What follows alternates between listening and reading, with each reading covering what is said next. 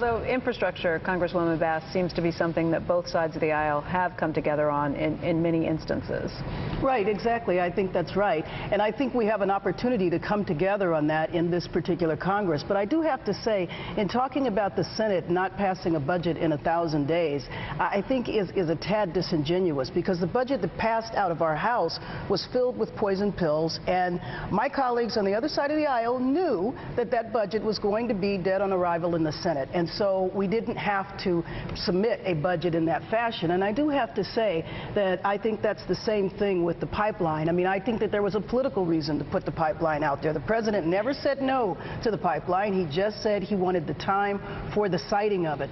But I know my colleagues from the other side of the aisle knew that the pipeline was a way to try to split the president's supporters between the environmentalists and the labor movement. Well, you're right. There was definitely politics that went on with putting that in terms of the payroll tax cut. I don't think anybody's going to argue that point. But when it comes back to this idea of putting jobs first, and that's what I've heard from both sides of the aisle for the last year or even longer, in terms of jobs first, I guess the question is, how do you say that that's your #1 priority, and where do you have the proof to say that these are the things we're doing to make sure it gets there? Well, first of all, in the House, we could take up the American Jobs Act. That would be a good starting point. And when the president put forward the American Jobs Act, one of the things he did was put Republican ideas in that proposal. And I think, unfortunately, when you begin a session by saying your #1 priority is to make sure that the president is a one-term president, even when he puts forward ideas that had been Republican ideas, all of a sudden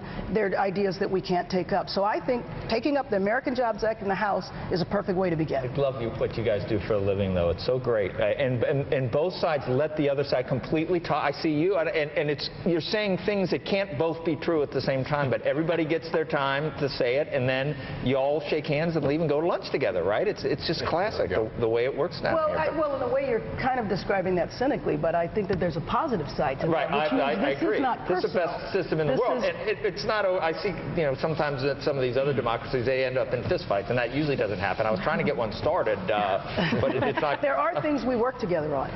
Right.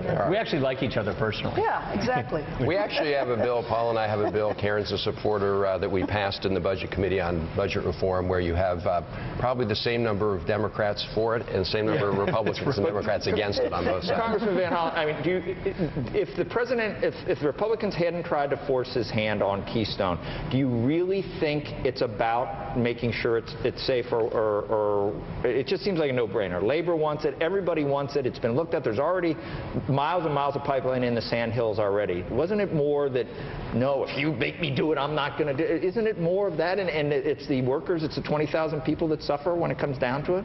I don't know the answer to that, other than the fact that you had legitimate questions that were raised with the actual route of the pipeline. But I think the fact that we spent so much time... They're over here shaking their head again, listening. Look, I think the fact that we've spent so much time talking about the Keystone Pipeline is probably bad news for the payroll tax cut, because this is an indication that our Republican colleagues are going to insist on the payroll on the Keystone Pipeline as a condition of giving 160 million Americans and the tax cut for down the rest of the year. That's exactly the kind of thing that's going to hold it up. The other point I would make, Paul mentioned the fact that the Recovery Act had been a bust. Look, around here, at least we have a neutral, nonpartisan arbiter. It's called the Congressional Budget Office.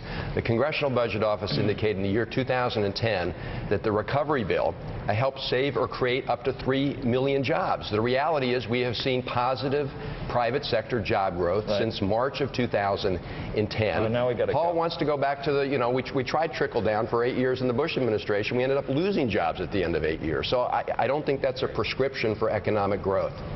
Look, I love CBO just like anybody else, but bad data in, bad data out. All CBO did was they took these Keynesian multipliers and applied it to this bill, which says we think if we spend money, we're going to get a whole bunch of extra jobs.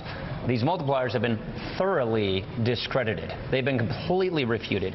So it's just bogus analysis. The point we're trying to make is there is no substitute for getting the fundamentals. We want to do fundamental tax reform. We want to do entitlement reform to save these entitlements from bankruptcy and to get our country off of the path of debt that we are on. We think these big basic fundamentals are necessary to getting growth and prosperity back in this economy. And so here's the deal. We don't agree with the direction the president is taking the country. We don't think borrowing and spending and raising taxes on job producers works. So we feel we owe our constituents, the American people, an alternative. And that's what our budget does. That's what we're proposing. The key is we're putting plans and ideas on the table, and that's what we ought to be doing. We got to go somewhere. The issue is not whether or not we should tackle the debt. Of course we should, and we should do it now. The issue is whether we do it in a balanced way, like the bipartisan commissions we've seen done it, or a lopsided way, which is what our Republican colleagues here are proposing. And if it was bogus, why were we losing 800,000 jobs a month in 2009, and all of a sudden that bleeding has stopped? You guys don't have to hit hard brakes and run commercials in Congress. I can see that now. These people are, where do we got to go? I'm not really sure, but we want to thank all of you very much for joining us today. We appreciate your time. Again, this is our Budget Committee panel. Thank you.